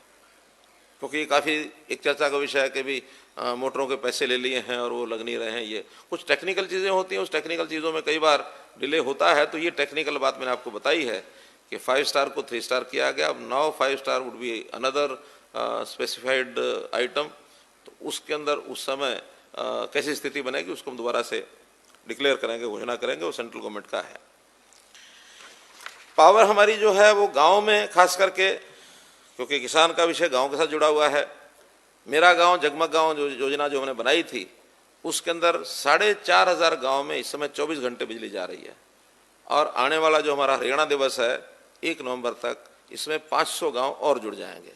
ये योजना 2016 में शुरू हुई थी। पहले साल 105 गांव थे, दूसरे साल 405, तीसरे साल 1722, चौथे साल 2707 और जनवरी 2020 में 4500, और अभी हरियाणा दिवस तक जैसे मैंने बताया 5,000, हो सकता है जनवरी 2021 तक ये 5,500 हो जाए। कुल 6,500 हमारे गांव हैं। क्योंकि अब जो बाकी बचे हैं वो थोड़ा कठिनाई वाले ही बचे हैं, और आप समझते हैं कठिनाइयाँ क्या होती हैं। वो कठिनाई हमने बहुत तरीके से दूर की है अपनी। हरियाणा सरकार में ऐसा कोई आदमी नहीं था, आज तक कोई मुख्यमंत्री हुआ भी नहीं, जिसने झोली फैला करके लोगों से बिजली के मीटर के पैसे मांगे हों। हमने बिजली मीटर के पैसे मांगे, जिसमें से योजना सिरे चढ़ी। आज 2/3 एरिया हमारा हरियाणा का 24 घंटे बिजली वाला हो गया है। पिछले 2 साल से कम बिजली को लेकर के ना धरना है, ना प्रदर्शन है, ना कोई जुलूस जलसा है। नहीं तो किस प्रकार से ये सारा विषय होता था अपने को पता है। लेकिन हरियाणा इज़ द स्टेट जहाँ इतनी बड़ी संख्या में 24 आवर्स, और वो भी बिना किसी लॉस के, यानी हरियाणा के जो यूटिलिटीज़ हैं, कंपनीज़ हैं, उनका भी अपने को स्थिति पता है कि 34,500 करोड़ रुपए का घाटा था। 27,000 करोड़ रुपया उदय में उसमें कंट्रीब्यूट किया गया। बाकी घाटा भी धीरे धीरे कम हो रहा है। अब दोनों वितरण कंपनियां 600 करोड़ रुपए के प्रॉफिट में हैं, और साथ में हमारी ये वितरण कंपनी ये भी वितरण नहीं, दूसरी जो ट्रांसमिशन वाले क्या है, HPGCL नहीं, हाँ तो चौथी जो प्रसारण वाली है, हाँ HVPN, वो भी शायद प्रॉफिट में आ गई है, हाँ वो भी प्रॉफिट में। तो 3 कंपनियां प्रॉफिट में हैं। केवल HPGCL का भी कह सकते हैं कि उसके अभी घाटे पूरे नहीं हुए, वो भी बहुत जल्दी उसको कोशिश करेंगे उसको पूरा कर लें। जो लाइन लॉसेज हैं 2016 में 30.02% था, और जो AT&C लॉस 2020 में 16 से 20 में ये घट के 17.5 रह गया, जो राष्ट्रीय औसत है 18.27, उससे कम है। पहली बार ये कम हुआ है राष्ट्रीय औसत से। तो इसलिए हमारे जो डिपार्टमेंट हैं इन्होंने 12.5% का जो लॉस कम किया है, ये सब बधाई के पात्र हैं। हमारे ये पावर डिपार्टमेंट की जो एक इसी के साथ जुड़ा है सोलर वाटर के भी कुछ प्रोग्रेस की है। इसमें 45% की सब्सिडी स्टेट की ओर है, MNRE इनकी सब्सिडी 30% है, तो यूज़र का शेयर सिर्फ 25% देना पड़ता है, जो 7.5 हॉर्स पावर के पंप हैं। ऐसे 15,000 पंप्स वो पहले फेज़ में अभी 2020-21 में लगा दिए जाएंगे, सोलर पंप्स। तो बहुत बड़ा एक सोलर पंप्स का योगदान पेट्रोल इसमें हो जाएगा। हमारे पंप्स जो हैं, ये जो हमारे ट्यूबवेल्स के जो पंप हैं, तो 15,000 पंप यदि ये सोलर पर चले जाते हैं तो बहुत बड़ी सब्सिडी का भार वो स्टेट से कम हो जाएगा। क्योंकि स्टेट की सब्सिडी एक समय तो ऐसा था जब 7,000 करोड़ रुपए पहुंच गई थी, आज 6,300 करोड़ रुपए सब्सिडी है केवल एग्रीकल्चर की। तो इसमें कई प्रकार के परिवर्तन आने वाले समय में होने वाले हैं, और मैं समझता हूँ वो सारे परिवर्तन कंज्यूमर के इंटरेस्ट में भी होंगे, स्टेट के भी इंटरेस्ट में होंगे। बिजली की खपत कम हो जाए, उपयोग इसका पूरा हो जाए, इस ओर हम आगे बढ़ रहे हैं। मित्रों, विषय काफ़ी विस्तार से मैंने आपके सामने रखे हैं, और किसानों की गेहूं की पेमेंट जो अभी मैंने आंकड़ा बताया उसमें थोड़ा परिवर्तन है। अच्छा, मैंने ये पूछा था कि जो आड़तियों ने जो कर्ज किसानों को देते हैं, किसानों ने कर्ज लेते हैं, उसका डाटा कितना है? 1790 करोड़ रुपया। हाँ, 1790 करोड़ रुपया जो किसानों ने अपनी कंसेंट से कटवाया है कि ये 1790 करोड़ रुपया हमारा काट लिया जाए। बाकी 9,923 करोड़ रुपया ये सीधा किसानों के खाते में डाल दिया है। कुल ये 11,714 करोड़ है। कोई सरकार का ये स्टेप होगा कि ये पता लगाया जाए कि किसानों के ऊपर आड़तियों का कितना कर्ज है? वही बताया पिछले साल का। नहीं, देखिए जितना डेट है, जो गेहूं का किसान है वो तो सारे का सारा ही अपना ये है। अब हो सकता है कोई किसान ऐसा हो जो गेहूं नहीं बोता है, वो कुछ किसान बचे होंगे तो उनका अतिरिक्त होगा। लेकिन मान के चला जाए कि लगभग 75% किसान ऐसा है जो हरियाणा का गेहूं ही बोता है, गेहूं के अतिरिक्त। क्योंकि 12 जिलों में तो पूरे जिले गेहूं और धान के ही हैं, और इसके अलावा भी कुछ जिले ऐसे, आधा जिला सरसों का है, आधा मानो गेहूं का है, आधे जिले में कोई और फसल बोते हैं। तो इस प्रकार के किसानों की संख्या 75-80% तो यही है। बाकी 10-20% और होगी। तो अगर ये 1800 करोड़ है तो 300 करोड़ रुपया और भी हो सकता है। अमित आर्य जी, आपसे अनुरोध है कि एक-एक करके 5 प्रश्न ले लें। इतने विस्तार से विषय रखे हैं, अब इसके बाद इस विषय पर प्रश्न कोई होंगे, इस विषय को कुछ नहीं छोड़ा। तो आज तो विषय विशेष है। हाँ, विषय विशेष। एक सेकंड जी, वो माइक आ जाएगा।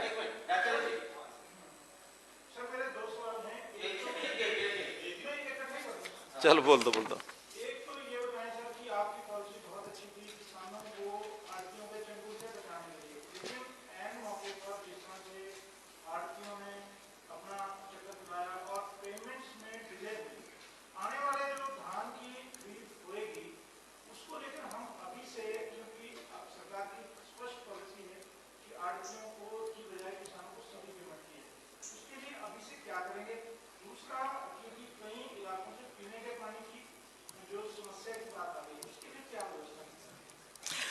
देखिए, जहाँ तक धान का खरीद का विषय है, जो पहले अभी अनुभव हमारे आए हैं गेहूं के समय, कम से कम वो कठिनाइयाँ नहीं आने देंगे।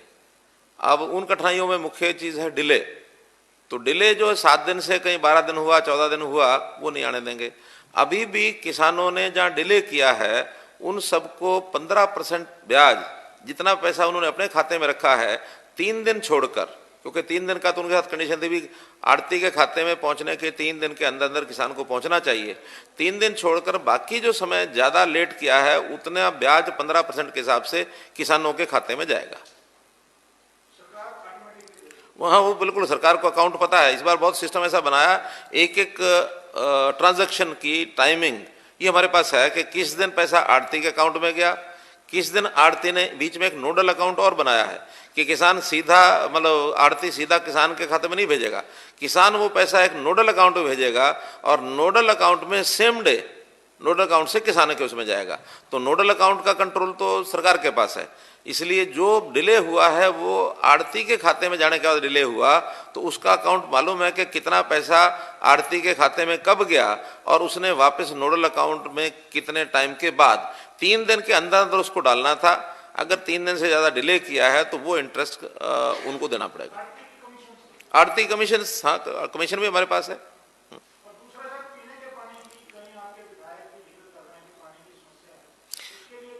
देखिए, पीने के पानी की समस्याएं कई प्रकार से हैं। एक तो पानी जहां कम पहुंचता है, खास करके गर्मी के दिनों में कम पहुंचता है, तो उसको हम पानी का जो प्रबंधन कर रहे हैं उसी में से वहां तक पहुंचाने का काम हमारा है। हर एक वाटर वर्क्स में पानी पहुंचे। पशुओं के पीने पानी के लिए जो तालाब हैं उनके अंदर भी जो हमने पॉन्ड अथॉरिटी बनाई है उसमें जो सूखे तालाब रह जाते हैं उनका इरिगेशन के साथ तालमेल बिठा दिया। वो बल्कि इरिगेशन के अंडर ये तालाब अथॉरिटी, हर एक तालाब में पानी पशुओं के पीने का भी पहुंचे।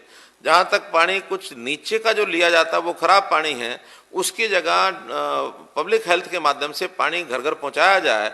इसके लिए जो योजना बनी है जल ही जीवन योजना, उसके अंतर्गत 2022 तक हर घर में पानी का नल ये वहाँ लगाएंगे। ये हमारी योजना बन गई है और इसके अंदर भी आंकड़ा मुझे एकदम ध्यान नहीं है, लेकिन एक बड़ी प्रोग्रेस हो चुकी है। बहुत लोगों ने कनेक्शन तो लिए हुए थे लेकिन वो रेगुलराइज कनेक्शन नहीं थे। उन कनेक्शंस को रेगुलराइज करने के लिए, बल्कि उनकी फीस 2500 रुपया होती थी रेगुलराइज करने के लिए, हमने 2000 रुपया उसमें से माफ़ कर दिया। केवल 500 रुपया उनसे अब लिया जाता है रेगुलराइज करने के लिए।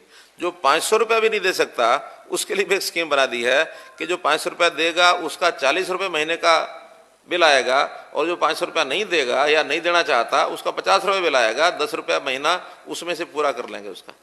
तो ऐसे सब प्रकार की स्कीमें बना रहे हैं। अब लोग आसानी से 500 देने वाले 500 में कनेक्शन ले रहे हैं, 50 रुपया महीना देने वाले 50 रुपये महीने के हिसाब से ले रहे हैं। लेकिन जितने इर्रेगुलर कनेक्शन थे ग्रामीण क्षेत्र के अंदर या शहरी कनेक्शन के अंदर, उनको सबको हम कनेक्शन दे रहे हैं।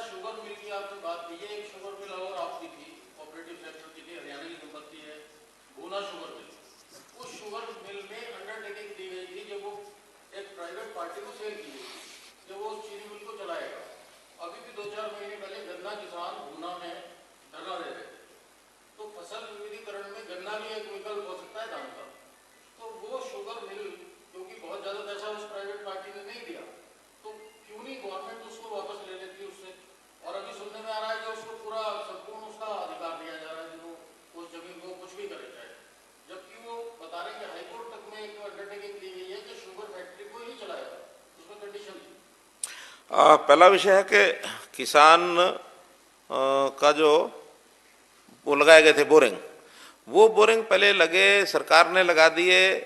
एक बात हमको ध्यान में रहती ही होगी कि किसान कोई, सरकार कोई चीज़ करती है तो लगाने को तो लगा देते हैं, पैसा लग जाता है, लेकिन बाद में उसकी ध्यान रखना, संभाल करना और उसको लगातार उसकी मेंटेन करना, ये सरकारी मशीनरी में सिस्टम में कम है।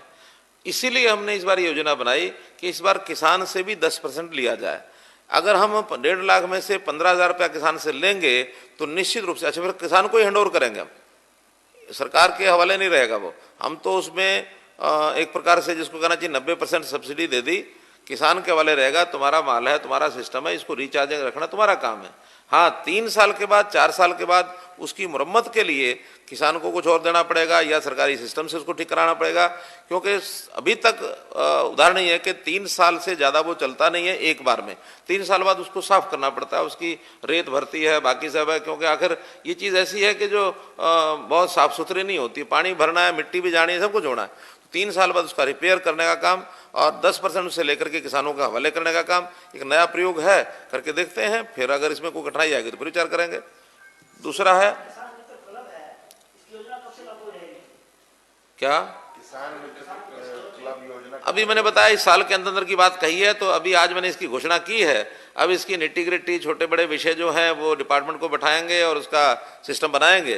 तो इस, हाँ बता रहा हूँ, वो बीच में वो आ गए तो मैं क्या करूँ किसान मित्र बहुत महत्वपूर्ण विषय है, वो आ गया बीच में, मित्र आ गया। तो दूसरा विषय आपने दिया था वो है भुना शुगर मिल का। ये ठीक है कि वो शुगर मिल शायद वो कांग्रेस के समय ही बेच दी गई थी, तो कांग्रेस के समय उसको बेच दिया गया था। ये बात भी ठीक है कि कंडीशन लगाई थी कि 3 साल के लिए वो शुगर मिल को चलाएगा, नहीं शुगर मिल को ही चलाएगा। लेकिन जो शुगर मिल सरकार नहीं चला सकी सिर्फ गन्ने के कारण से, उसने भी शायद कुछ समय चलाई, बाद में गन्ना उसको मिला नहीं तो वो घाटा हो गया। और उन्होंने उस समय लिख के दे दिया यहाँ गन्ना है नहीं, लोग भूते नहीं हैं, क्योंकि लोग धीरे धीरे धान पर उतर आए थे और धान पर उतरने के बाद गन्ने की रुचि लोगों की बची नहीं थी। लगातार उनको जब गन्ना नहीं मिला तो घाटे में चलने के बाद उन्होंने कहा कि भी आप इसको वापस ले लीजिए। उन्होंने वापस देने की बात की, सरकार ने वापस लेने से मना कर दिया कि भाई हम तो आपको दे चुके हैं, आप इसमें मिल चलाओ। यानी हम वापस भी लेने के लिए तैयार नहीं, और उसको गन्ना की लगाने के लिए गन्ना है नहीं, वो भी लगातार घाटा खाए तो कब तक खाएगा। इस मामले में ये पेज लगभग 7-8 साल अड़ा रहा, कोर्ट में भी गया और कोर्ट ने अल्टीमेटली कोई फैसला नहीं दिया, यही कहा कि आप लोग इनसे बैठ करके कोई नेगोशिएट करो, फैसला करो। अल्टीमेटली फैसला करने का मतलब आज 8 साल के बाद आखिर किसी भी चीज़ के झगड़े का कोई निवारण तो होता ही है ना। उसमें कुछ इंटरेस्ट का मामला झगड़े का पड़ गया कि अपने इतना इंटरेस्ट देना पड़ेगा, इतना वापस दे देते हैं, इतना ले लेते हैं, ऐसा कुछ करके वो इंटरेस्ट का फिर हमने एक आर्बिट्रेटर बैठाया, आर्बिट्रेटर ने उसका फैसला किया कि इतना पैसा लेना देना करके और इस मामले को आप खत्म कर सकते हैं। वो मामला उस नाते से खत्म हुआ। फिर बाद में कोर्ट के डिसीजन से हुआ कि ठीक है आप इसका फैसला अगर वापस भी करनी है तो आप कर सकते हैं। तब एजी की राय के ऊपर उनको हमने वापस की। वापस देने के बाद आज भी वो आदमी तो ये कहता है कि जितना पैसा मैंने दिया हुआ उतना मेरा वापस कर दो, आप ले लो। लेकिन स्थितियां ऐसी हैं कि उसको अब ना तो वहाँ मिल बची है, 8 साल में मिल भी वो कबाड़ का ही मामला पड़ा है, वो 10 करोड़ का हो, 5 करोड़ का हो, 15 करोड़ का हो, स्क्रैप ही है। और जमीन भी वो 100 कुछ करोड़ नहीं, वही बता रहा हूँ, वो हमने हिसाब लगा लिया सारा कि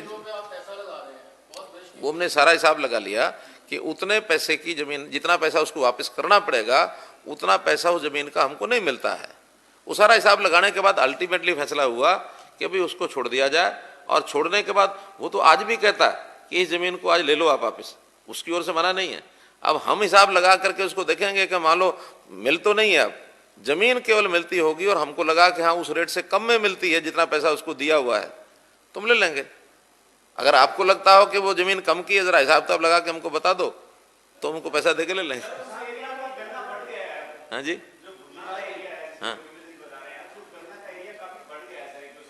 नहीं बढ़ा। वो अब जरूर ये कहते हैं, जब हमने धान को कम करने के लिए कहा है तो वो उनकी डिमांड ये है कि अगर आप भुना मिल को चला के दे दो तो हम धान भी छोड़ के गन्ना लगा देंगे। लेकिन स्थितियां वही हैं कि धान यानी गन्ने की मिलें अब वायबल नहीं है। गन्ने की जितनी मिलें हैं वो सारी की सारी आज भी घाटे में हैं। हमको साल का लगभग 500 करोड़ रुपया, एग्जैक्ट अमाउंट मुझे पता नहीं, लेकिन मुझे लगता है लगभग कितना होगा 11 मिलों का, कोऑपरेटिव मिलों का 780 करोड़ रुपये साल का आज भी घाटे में दे रहे हैं हम।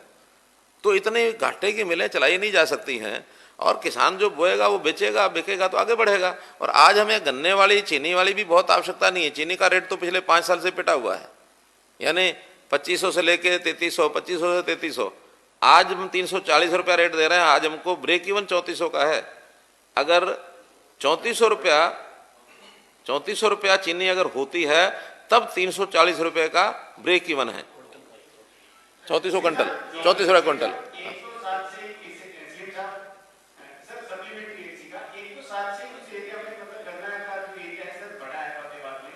मैंने हमने रिपोर्ट भी की थी सर वहाँ पे जो किसानों से मिली के उस एरिया में विजिट करके, तो अभी रिसेंटली जो वाकई जो गन्ने का एरिया है सर वो बढ़ रहा है जो गुना के आसपास है सर फतेहाबाद का। एक काम करो, वहां के किसानों को कहो कि रियल कोऑपरेटिव मिल अगर लगाना चाहे तो लगा लें। मैंने शब्द प्रयोग किया, एक दान करना। हाँ, उसका नफा घाटा वो खुद ले लें तो चला देते हैं।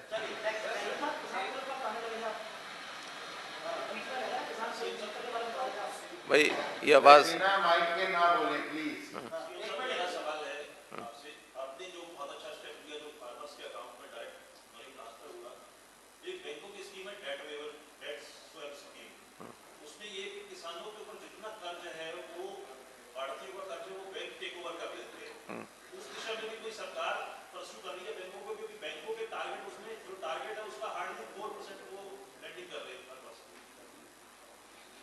देखिए, अब ये स्कीम हमारे पास तो नहीं है। बैंक की अगर कोई स्कीम होगी तो उनसे बात करेंगे। एसएलबीसी में जो स्टेट लेवल बैंक कमेटी की मीटिंग होती है उसमें बात करेंगे कि अगर आप आड़तियों का डेट अगर आप कर सकते हो उसमें, लेकिन कल को मान लो किसानों से उन्होंने कोलेटरल मांगना शुरू कर दिया तो आज किसान तो कोलेटरल देने की स्थिति में होता नहीं है। वो तो हम भी हरको बैंक के साथ कुछ ना कुछ स्कीम बनाने वाले हैं कि अगर आड़ती को छोड़ करके और किसान हमारे कोऑपरेटिव बैंक से लोन लेना चाहता है तो उसको लोन की मात्रा बढ़ा सकते हैं। लेकिन एग्जैक्ट उतना हम देंगे जितना उसने आड़ती से लिया हुआ सारे का सारा हम वेव करेंगे या उसको देंगे, ऐसा नहीं है। उसकी लिमिट बढ़ा देंगे। एजेंसी से हमने एक घोषणा की थी अपने बजट सेशन में कि और किसी एजेंसी से लोन ना लिया हुआ हो तो हम किसान का लोन डबल कर देंगे। आपने आज की प्रेस कॉन्फ्रेंस में भी कहा सर। हाँ, एक एक मिनट, माइक के ना बोले। एक मिनट। न्यू, हाँ हाँ हाँ,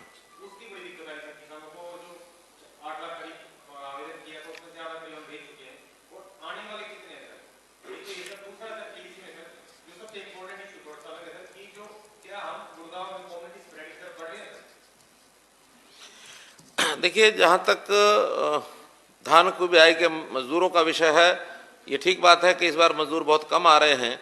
फिर भी कुछ लोगों ने अपनी हाँ करनी शुरू किया। कल ही भी मैं रतिया और सिरसा गया था तो उन लोगों ने कहा कि कुछ लोग मजदूर जो वापस आने की स्थिति में वो आ रहे हैं, कुछ बसों में आए भी हैं, वो जितने आएंगे बढ़ेंगे। एक अपील हमने और की है इन सब ब्लॉक्स में, 8 ब्लॉक में होकर आया हूँ कि DSR direct seeding of rice ये करना शुरू करें और इस पर बहुत किसानों ने शुरू कर दिया है।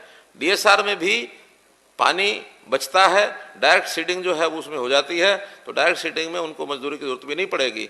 और आज खरपतवार को रोकने के लिए पेस्टिसाइड्स बहुत आ गए हैं, इसलिए उसमें से वो रास्ता निकाल लेंगे। हाँ, कोरोना का ये ठीक बात है कि फरीदाबाद गुरुग्राम ये 2 ऐसे जिले हैं जिसमें पिछले कुछ दिनों में मात्रा काफ़ी बढ़ रही है और इसमें किसी तरफ मानो बढ़ रहा है कि नहीं बढ़ रहा है इसके क्या मूल्यांकन है। हमारे बीच में राजीव अरोड़ा जी बैठे हैं जो हमारे ACS हेल्थ हैं और ये एक बार अगर बता देंगे तो सारा गुड़गांव का सारा पता लग जाएगा।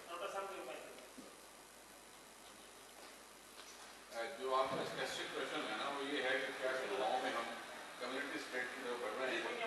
अब आप देखने के लिए इस टाइम पे हमारे पास गुड़गांव में total number of active cases जो है वो 1766 केसेस जो हैं वो टोटल गुड़गांव की आए थे। बाकी माइक ऑफ कर दीजिए। जैमर को बंद कराओ भी, बाहर जैमर को बंद कराओ, क्या कर रखा है।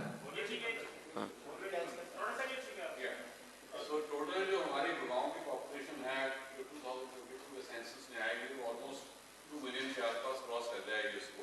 तो 2 मिलियन में से अगर 1766 केसेस हैं तो मेरे ख्याल मैं तो इसको कम्युनिटी स्प्रेड नहीं बोलूँगा, क्योंकि कम्युनिटी स्प्रेड वही होता है कि इवन जो ICMR ने जो पीछे कहा है कि कुछ सिटीज़ में जहाँ पर उन्होंने अपना सर्वे करवाया है जहाँ 10 से 30% तक उन्होंने कहा है कि हो सकता है कि फैला हो, लेकिन अभी तक हमारे इस प्रकार के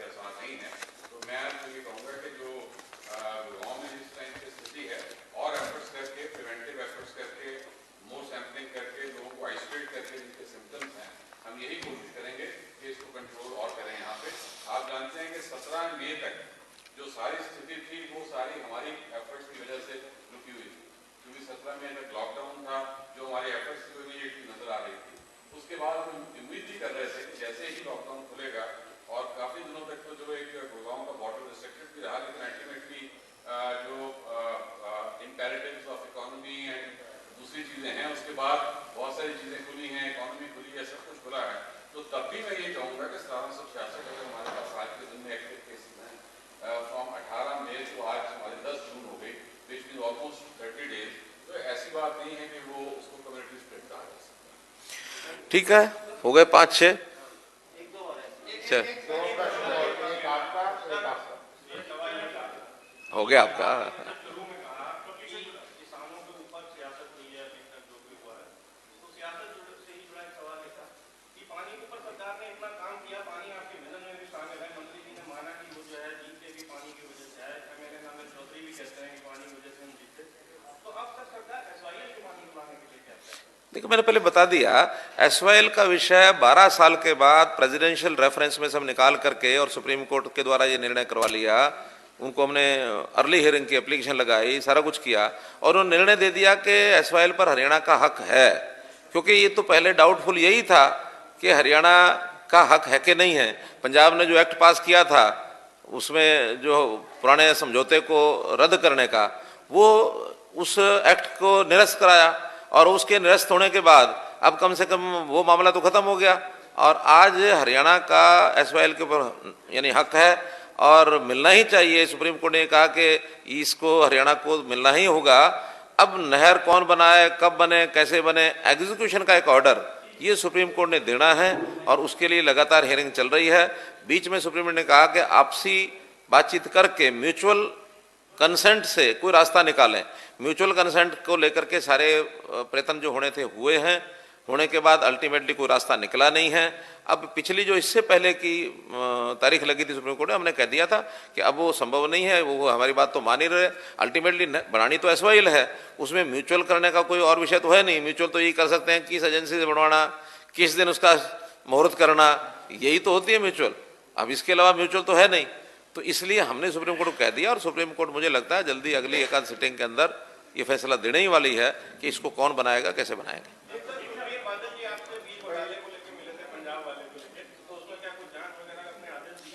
देखिए, उसमें एफआईआर हरियाणा ने भी की, उसमें एफआईआर पंजाब ने भी की है।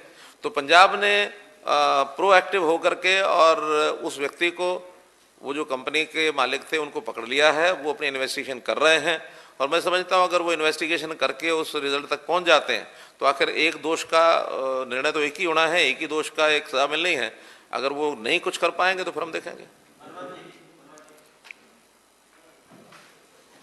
बस लास्ट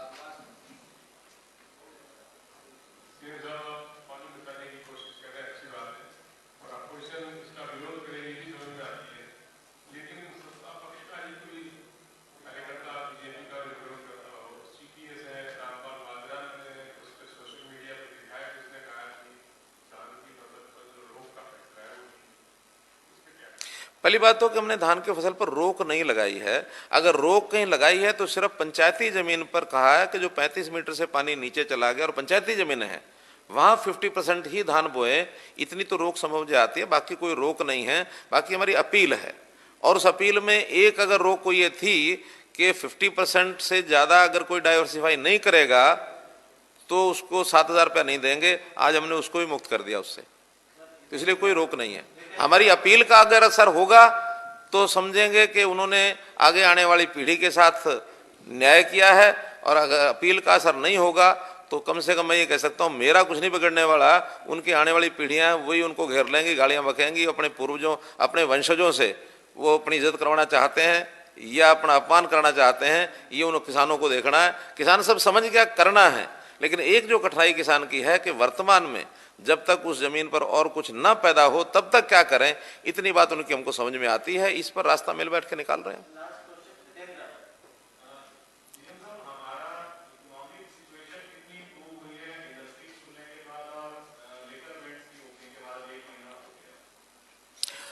देखिए, अब हम इस स्थिति में तो आ गए हैं कि हमारे जो कमिटेड एक्सपेंसेस हैं वो हम करने की स्थिति में आ गए हैं। 4 तरह के, बल्कि 5 तरह के कमिटेड एक्सपेंसेस होते हैं। सैलरीज हैं, उसका पेंशन्स हैं, और रीपेमेंट ऑफ ओल्ड डेट्स हैं और उसका इंटरेस्ट है। पांचवा होता है पावर की सब्सिडी, क्योंकि वो भी हम पंजाब की तरह नहीं है कि 1.5 साल की उनकी सब्सिडी वापस डिपार्टमेंट को यानी यूटिलिटीज को नहीं मिली है। हम हर महीने यूटिलिटीज का पैसा इसको कमिटेड एक्सपेंसेस मानते हैं। तो ये सारे खर्चे ये तो प्राय हम अपने सिस्टम से कर लेंगे। अब चूंकि बाकी भी काम बहुत करने होते हैं, विकास के काम है, योजनाएं पिछली लटकी हुई है, नई योजनाएं शुरू करनी है, उसके लिए या तो हमको लोन लेना पड़ेगा या अभी कुछ समय और रुकना पड़ेगा। जब सारी स्थिति ठीक हो जाएगी, हमारा जो भी एक्साइज का पैसा है वो भी ठीक आना शुरू हो गया है। हमारा लगभग 300-350 करोड़ रुपया स्टैम्प ड्यूटी का रेवेन्यू डिपार्टमेंट का वो भी आना शुरू हो गया महीने का। और हमारा जो जीएसटी है वो भी थोड़ी मात्रा में आना शुरू हुआ है। सेंटर से भी कुछ ग्रांट हमें पिछले महीने में आई है, कुछ इस महीने एक्सपेक्टेड है। यानी हम ये कह सकते हैं कि एक ब्रेक इन इवन लेवल तक तो हम पहुंचे हैं, लेकिन इसको आगे बढ़ाने के लिए अभी हमें थोड़ा और इंतजार करना होगा।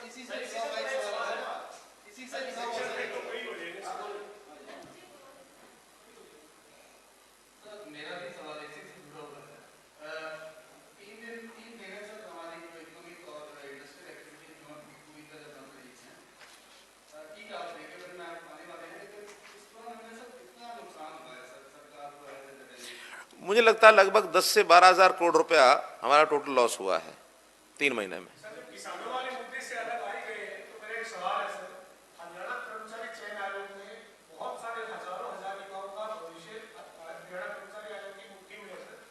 क्या ऐसा कोई डिसीजन नहीं हो सकता, जैसे आपने तमाम चीजों में पारदर्शिता लाकर खड़ा किया है कि जो भर्ती रिजल्ट नहीं आया है, कोई कोर्ट केस है या क्या वजह है, वो डिस्प्ले हो एचएसएससी की साइट पे, या तमाम जो भर्तियां हैं उनके रिजल्ट कब तक है उम्मीद कर सकते हैं युवा?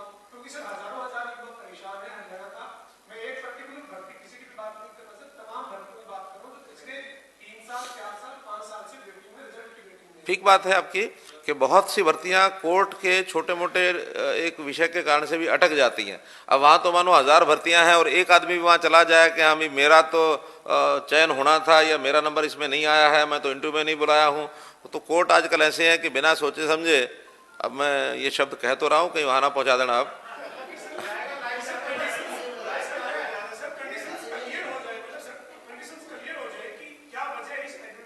ये ठीक है, आपका सुझाव ठीक है।